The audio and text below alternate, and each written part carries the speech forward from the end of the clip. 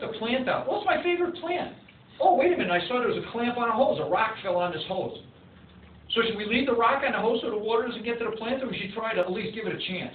Take the rock off. Let's see, maybe we can nurture it and come back. Maybe it's not too late. Look at this guy.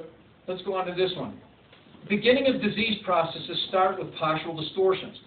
This is Hans Selye, the father of stress, they call him.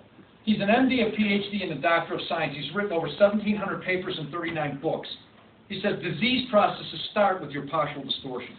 Why? Because of the nervous system. So basically, we look at a study here. This is very powerful. Posture is a medical study on posture, breathing, and all sorts of stuff. They say posture affects and moderates every physiological function from breathing to hormonal production. Did you hear what I just said about the hormone? Your posture affects your hormone. It just said it. There's not a chiropractor on this. Spine pain, headache, mood, blood pressure, pulse, lung capacity among the functions most easily influenced by your posture. So who would have thought your blood pressure is affected by your posture? Don't they have a pill for that? Now listen closely, the most significant influence of your posture upon respiration, oxygenation, and sympathetic nerve function. See, the sympathetic nervous system is the yellow nerves that are coming out that are going to all the organs and glands. Hence, if your posture is screwed up, you're screwing up and putting pressure on the sympathetic nervous system. So your posture, when they say your posture is affecting the sympathetic nervous system, that's the system that controls all of your organs and glands and how they function. So if posture is like this, you're going to mess something up over here. Okay, now look what else they say. For many years, physiologists have shown that the position of your head on your neck is vital because it governs all the postural reflexes. Okay, if the head's out of alignment, everything else moves out of alignment. When you guys come in here and I say, you got forward head posture, listen, I don't care if your back pain is coming from, like a lady today, I told her, I says, your problem's in your neck. She goes, I got pain in my back, you didn't understand. I go, I understand. You got a problem in your neck, but your pain is in your back. Why? Because you can't separate this with this. It all works together. If your head's going forward, your hips are going forward. If your head's over here, your hips are going over here. It's all working together. What people neglect to see, and this is typical in doctors' offices, they don't do chiropractic. People go, well, I'm going to get a second opinion. I'm going to go to my pediatrician. I'm going to go to my doctor. They don't know anything about what we do. If they did, they would fix you. They're going to say, well, you know, your back looks pretty good to me. What are you talking about? What angle, what measurement did you use? What did you use to check this out? Nowadays, that's not happening because medical doctors now understand this more. I lecture and do speeches to medical profession at CU Medical Center, at different places so they understand it. I've got close friends who are medical doctors who come into my office. They want to embrace what we're doing. They want us to do this stuff. I had my orthopedic surgeon come in here and he looked at the results we got. He blew them away. Couldn't even, just flabbergasted. Because they don't know. So don't think that they know because they really don't know. And it's not a disrespect, but they don't know. But a consumer like you would think, well, wait a second. If they're an MD, they should know what a chiropractor is. No, they don't. It's like a plumber and electrician. They're both tradesmen, but one doesn't know what the other one does, really, because they're more focused on what they do. Okay, so watch this.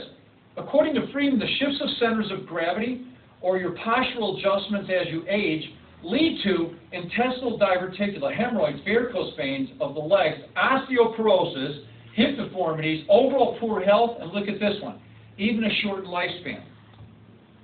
They said that as you age, as your head's going this way and you start to age like this, it shortens your lifespan. So this is what they say, the last part. In summary, the focal stress of your spinal misalignment leads to muscle tension, overactive nerves, which is called hyperesthesia, alterations in circulation, and a wide variety of organ illnesses that are just usually pulling off of stress. So you go to the doctor, I got irritable bowel, I got this, I got that, you're under stress. You ever hear that one before? Oh, you're just under stress. Here, take some Valium, catch. Not so. Your posture means you got subluxations. You got subluxation, you got nerve interference, your health potential's down wherever that nerve is going. This is the most common postural distortion we see. In fact, I'm piloting trying to pilot this, me and several other chiropractors throughout the country, that in the schools, the nurses start looking for forward head posture. They check kids for scoliosis. Scoliosis hits 8% of the kids. Forward head posture, 90%. It is more common than the common cold, and it is the most devastating postural problem we see. Mayo Clinic right here said it's the worst posture we see. Because nowadays what happens is, this comes from trauma like whiplash, where the muscles tend to overactivate here and deactivate here so the head starts to pull forward. It causes the discs in the spine, which are supposed to be open in the front, it causes them to get compressed. It takes the spinal cord, which is supposed to have wrinkles like the palm of your hand. When you bring your hand up, watch this, you want to do a little trick? This is fun. You bring your arm up like this in a relaxed position, and your hand is in the same position as your neck. That hand is in the same curve that your spine should be in. Your spine has 3 arcs in it, and these arcs have to be maintained because these are the strongest ones in nature. The reason they built bridges in this arc is because when they put a load on top of this, in physics, this is the only one. It's a 63-degree arc. A 70-degree arc won't do it. 55 won't do it. They'll collapse. The reason they build bridges in an arc like this is because this is the arc that sustains stress. It dissipates it. When your neck is in this position here, okay, it disperses the stress equally through each bone. You put your neck in like this, and you're compressing this, you're tensioning your spinal cord. It's like taking your hand and going like this to it. That's what your spinal cord's feeling. What they found is that if your spinal cord is in this position, it's going to break down faster. It's going to tear. Literally, it's called tethering. It just wears away. And they found that that's where you get higher incidence of MS. I will show you research on it. Don't believe me. What you have to see is that when that head's going this way, the hip's going this way, and then all this starts to hurt too. But this is where people get problems with vision and problems with all these different types of things. So basically, they'll affect their jaw joint. You'll get pain here. You'll get that big bump in your neck, and that's where people start getting heart flutters and all sorts of stuff.